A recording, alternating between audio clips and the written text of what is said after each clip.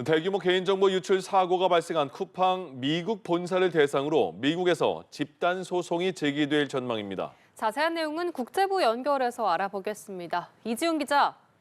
네, 법무법인 대련의 미국 현지 법인 SLKP가 쿠팡 모기업인 쿠팡 INC를 상대로 징벌적 손해배상을 청구하는 집단 소송을 제기할 예정이라고 밝혔습니다. SLKP 측은 기자회견에서 진상을 규명하고 배다들에게 실질적인 배상이 이뤄지도록 할 것이라고 강조했습니다. 해당 소송은 한국에서 진행 중인 피해 구제 소송과는 별개로 진행되는데요. 한국 소송이 직접적인 소비자 피해 배상에 집중한다면 미국 소송은 뉴욕 증시 상장사의 지배구조 실패와 공시 의무 위반의 책임을 따져 묻는 게 목적입니다. 현재까지 한국 소송에 참여한 약 200명이 미국 소송 원고단에도 이름을 올렸고 소송인이 계속 늘어나는 상황으로 알려졌습니다. SLKP 측은 가급적 올해 안에 소장을 접수하겠다고 말했는데요. 미국에선 징벌적 손해배상제가 활발한 만큼 쿠팡의 과실이 인정된다면 배상액이 상당할 거란 관측이 나옵니다.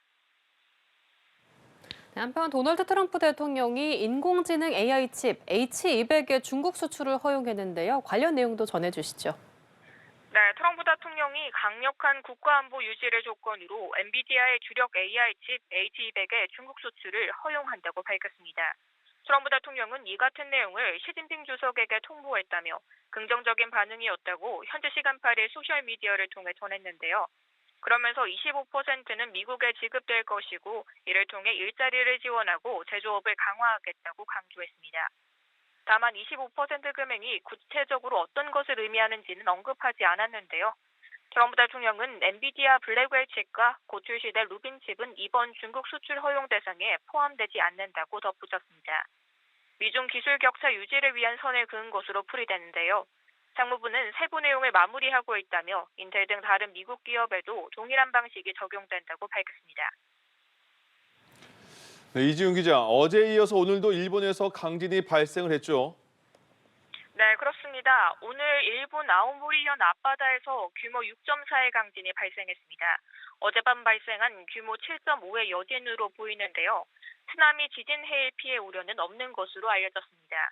어젯밤부터 이어진 지진으로 최소 13명이 다친 것으로 알려졌는데 피해 상황이 추가로 확인되면 부상자는 더 늘어날 것으로 보입니다. 한때 홋카이도 등 태평양 연안에 내려졌던 쓰나미주의보는 오늘 오전 6시 20분쯤 모두 해제했습니다. 앞서 기상청은 최고 3m 높이의 쓰나미를 예상했지만 실제 관측된 쓰나미는 최고 70cm 수준이었습니다. 일본 원전에서 특별한 이상은 확인되지 않은 것으로 전해졌는데요. 일본 기상청은 이번 지진 발생 직후 규모 7.0 이상의 지진이 더 커질 가능성이 있을 때 발령하는 후발 지진주의 정보를 사상 처음으로 발령하기도 했습니다. 다가이치 일본 총리는 향후 일주일 정도 기상청과 지자체 정보에 유의해야 한다고 당부했습니다. 지금까지 국제부에서 연합뉴스TV 이준입니다.